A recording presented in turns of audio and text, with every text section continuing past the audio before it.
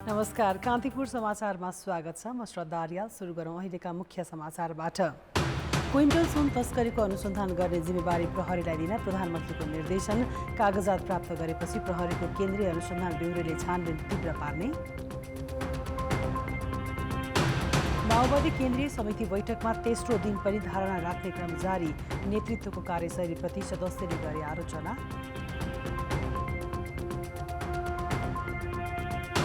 Mexico टेपिक नगरमा बस दुर्घटना हुँदा 3 बालबालिका सहित 18 जनाको मृत्यु, 23 घाइते।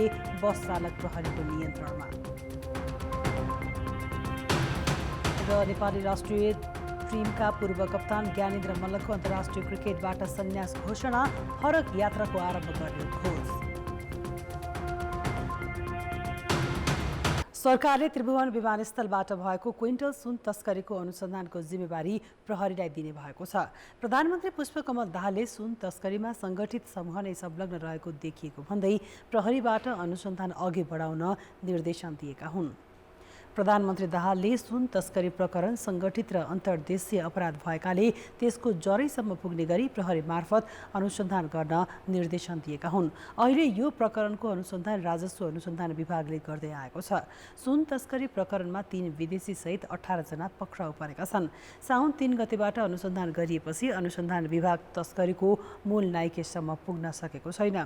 प्रधानमन्त्री दाहालले क्विन्टल सुन प्रकरणमा भइरहेको अनुसन्धानका विषयमा समीक्षा गर्न उपप्रधान तथा रक्षा मन्त्री पूर्णबहादुर खड्का, उपप्रधान तथा गृहमन्त्री नारायण काजी श्रेष्ठ, महान्यायाधिवक्ता दिनमणि पोखरेल, प्रहरी महानिरीक्षक वसन्त बहादुर कुँवर, केन्द्रीय अनुसन्धान ब्युरो प्रमुख किरण बज्रचार्य र राजस्व अनुसन्धान विभागका महानिर्देशक नवराज ढुङ्गानासँग संयुक्त छलफल गरेपछि प्रहरीलाई जिम्मा दिने निर्णयमा पुगेका हुन्।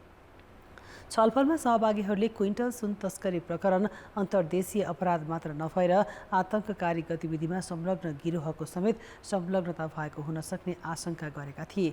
उनीहरूले यसको बृहत अनुसन्धान प्रहरीबाट हुँदा प्रभावकारी हुने धारणा राखेको बताइएको छ।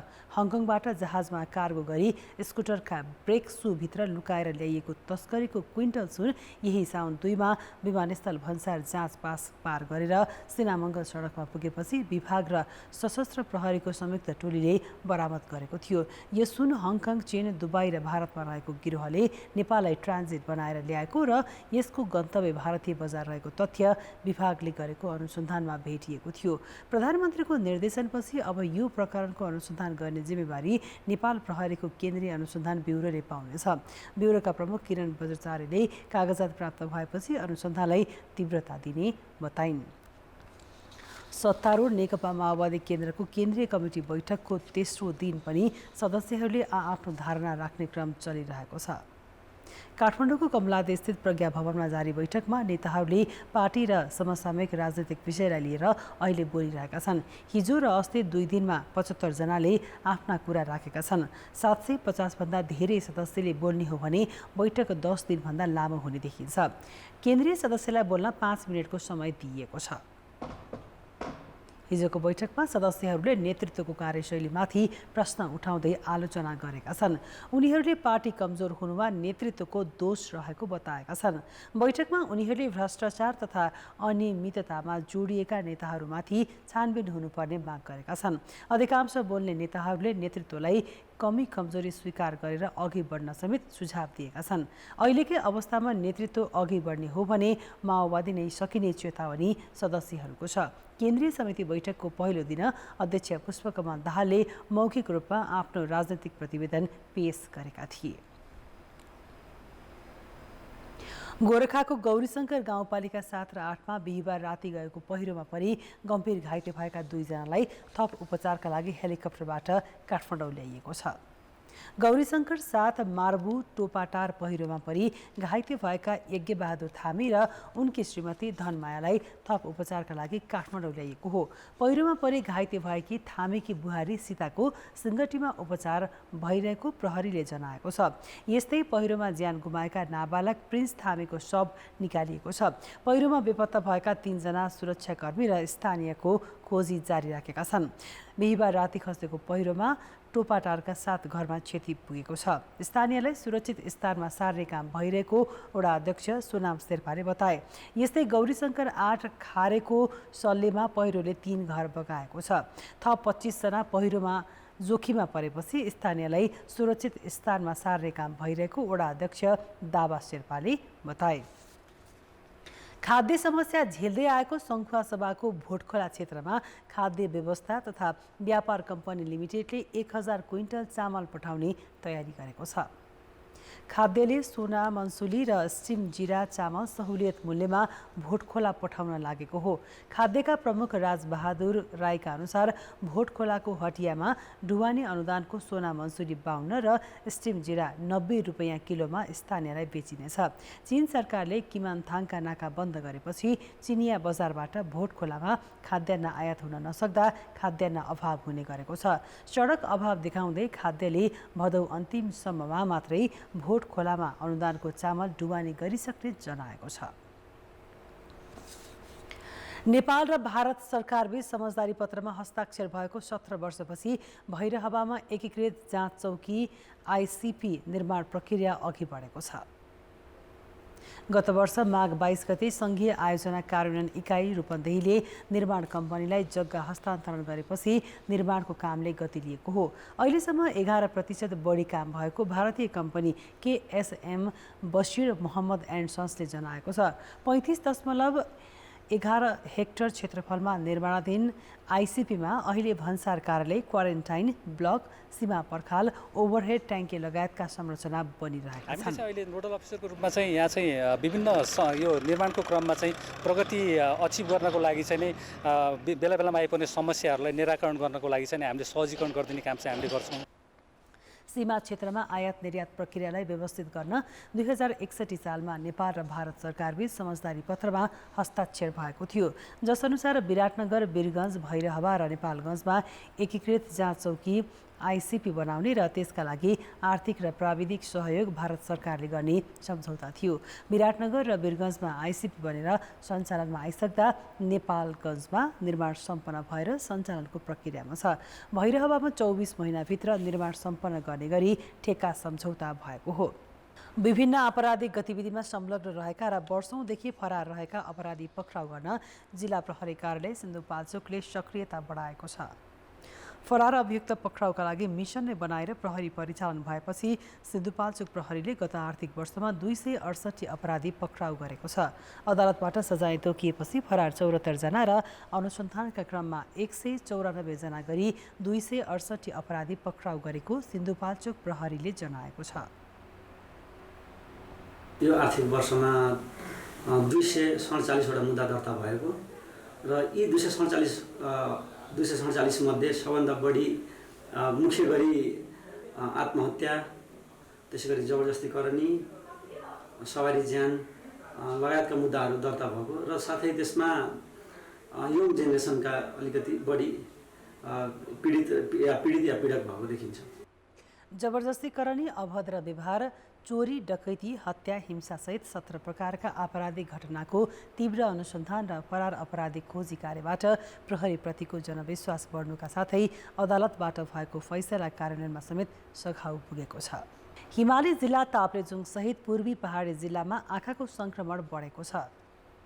एक साता यता ताप्लेजुङको फुङलिङ नगरपालिका र आसपासका गाउँबाट दैनिक 20 जना जति बिरामी उपचारका लागि आउने गरेको आँखा उपचार केन्द्र ताप्लेजुङले जनाएको छ। आँखा बिजाउन थालेपछि सफा पानीले लगातार सफा गर्न स्वास्थ्य कर्मीको सुझाव छ। सरुवा भएका संक्रमितलाई चस्मा लगाएर हिँड्न पनि चिकित्सकले सुझाव दिएका छन्। विदेशी विश्वविद्यालयबाट उच्च शिक्षा हासिल गरेका विद्यार्थीले त्रिभुवन विश्वविद्यालयबाट समकक्षता लिनुपर्छ, तर स्वदेशकै अन्य विश्वविद्यालयमा अध्ययन गरेका विद्यार्थीले समेत समकक्षता लिनुपर्ने प्रावधानको आलोचना हुन थालेको छ। यस्तै अन्य विश्वविद्यालयको शैक्षिक प्रमाणपत्रमा अविश्वास र विद्यार्थीमा समस्या उत्पन्न गराएको गुनासो आउन थालेपछि सरकारले सरकारवालाबीच छलफल अघि बढाएको छ। विदेशी विश्वविद्यालय मात्र होइन, स्वदेशका विभिन्न विश्वविद्यालय तथा स्वास्थ्य विज्ञान प्रतिष्ठानहरूबाट उच्च शिक्षा हासिल गरेका विद्यार्थीले त्रिभुवन विश्वविद्यालयबाट अनिवार्य रूपमा समकक्षता अर्थात् बराबरीको हैसियत छ भनी स्तर निर्धारण गर्नुपर्ने प्रावधान छ। विश्वविद्यालय पाठ्यक्रम विकास केन्द्रका अनुसार हरेक वर्ष करिब 25,000 विद्यार्थीले समकक्षता लिने गरेका छन्। ती मध्ये स्वदेशका विभिन्न विश्वविद्यालय र प्रतिष्ठानमा अध्ययन पुरा गरेका 20% विद्यार्थीले समकक्षता लिने गरेको तथ्याङ्क छ। स्वदेशकै विश्वविद्यालयका विद्यार्थीले समेत समकक्षता लिनुपर्ने प्रावधानले समस्या उत्पन्न भएको विद्यार्थीको गुनासो छ। हल्का समस्या हुँदो रहेछ। टियु अन्तर्गत भएको भए त्यस्तो समस्या हुन्थेन। अब यो पूर्वाञ्चल हुँदाहुँदै पनि अलिकति समस्या चाहिँ हुँदो रहेछ। त्रिभुवन विश्वविद्यालयले 2030 सालदेखि स्वदेशी तथा विदेशी विश्वविद्यालयमा उच्च शिक्षा पुरा गरेका विद्यार्थीको शैक्षिक उपाधि र प्रमाणपत्रको समकक्षता प्रदान गर्दै आएको छ। समकक्षतामा कराई गरेपछि स्वदेशका केही विश्वविद्यालयका पदाधिकारीले विद्यार्थीको प्रमाणपत्र र उपाधिमाथि त्रिवीले शङ्का व्यक्त गरेको र शैक्षिक संस्थामाथि एकलौटी गरेको भन्दै प्रश्न उठाउन थालेपछि यसबारे प्रश्न पार्न त्रिवीले सरकारसँग आग्रह गरेको छ। इक्विभ्यालेन्स त्रिभुवन विश्वविद्यालयको रहर होइन। पहिलो कुरा यो नेपाल सरकारले गर्नु भनेर दिएको दायित्व हो, यो सबैले बुझौँ। र नेपाल सरकारले जसरी विश्वविद्यालय ल्यायो त्यसरी नै चाहिँदैन त्रिभुवन विश्वविद्यालयबाट इक्विभ्यालेन्स चाहिँदैन भन्ने एउटा निर्णय गरिदियोस्। यहाँ किन कसको टाउको दुखाइ? त्यो गर्न चाहिँ किन आँट नगर्ने? विश्वविद्यालय ल्याउन आँट गर्ने, संसदबाट ल्याउने, अनि त्यो एउटा निर्णय चाहिँ गर्न नसक्ने। Every day more than 60 equivalence गइराखेको छ र त्यो त्यति सजिलो छैन। अहिले अब 60वटा इक्विभ्यालेन्स दिँदा 60वटा स्टुडेन्टको सबै फाइल हेर्नुपर्छ तपाईँको। 50 वर्ष अघिदेखि कार्यान्वयनमा आएको स्वदेशी तथा विदेशी विश्वविद्यालयको शैक्षिक प्रमाणपत्रको समकक्षताका बारेमा आवश्यक छलफल र परामर्श गरी कानुन परिमार्जनमा जाने शिक्षा मन्त्रालयको भनाइ छ। यसमा आवश्यक कानुनी संशोधनहरू ती कुराहरू पर्छ र कानुन संशोधन गर्ने बेलामा समस्त चाहिँ सरकारवालाहरूको बुझाइ लिएर उहाँहरूको चाहिँ मत अभिमत के छ त्यो सबै सरकारहरू ग्रहण गरेर त्यसपछि चाहिँ उपयुक्त सोल्युसन जे हुन्छ त्यसमा चाहिँ पुगेर टुङ्गोमा पुगिने हो। विद्यार्थीको शैक्षिक उपाधि र प्रमाणपत्रको बराबरी हैसियत र समकक्षतालाई लिएर उत्पन्न प्रश्नको जवाब वैज्ञानिक तरिकाले खोज्नु पर्दछ। कान्तिपुर समाचारका लागि क्यामेरामा राजेन्द्र महर्जनका साथ नारायण किलम्बु, काठमाडौँ। तीव्र बसाइसराईले बस्तीहरू रित्तिन थालेपछि तेह्रथुमको छथर गाउँपालिकाले नगदै दिएर भए पनि गाउँमा जनसङ्ख्या भित्राउने नौलो कार्यक्रम ल्याएको छ। कार्यक्रम लागू भएपछि अन्यत्रबाट बसाइसरी आएका 34 परिवारलाई प्रति परिवार 5 लाख रुपियाँका दरले नगद दिएर गाउँपालिकामा स्वागत गरिएको छ।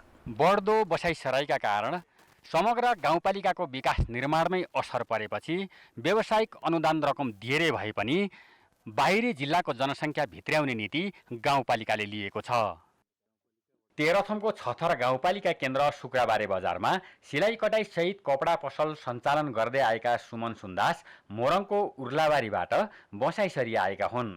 परिवारसहित बसाइसरी आएको सुन्दास परिवारलाई व्यवसाय गर्न नगद दिएर गाउँपालिकामा भित्राइएको हो।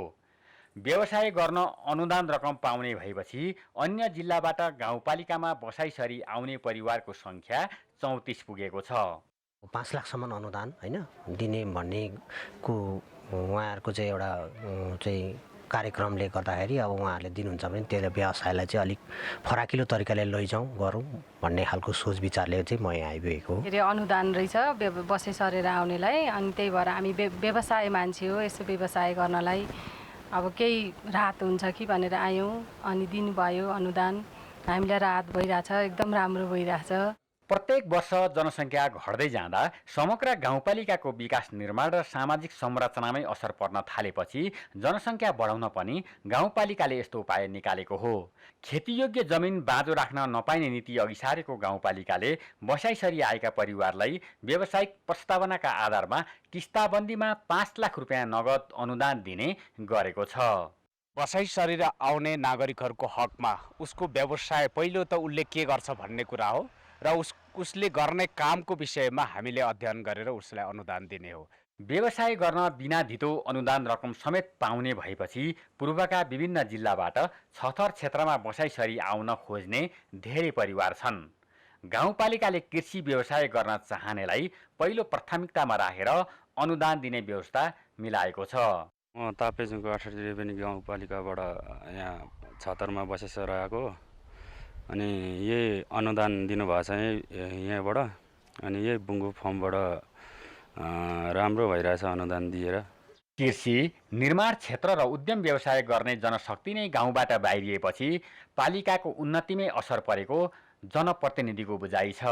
बस्तीमा जनसङ्ख्या पातलिएर भएका घरको दूरी टाढा भएपछि सडक, विद्युत, खानेपानी, सञ्चार, स्वास्थ्य, शिक्षा लगायतका पूर्वाधार स्थापनामा समेत लागत बढेको छ।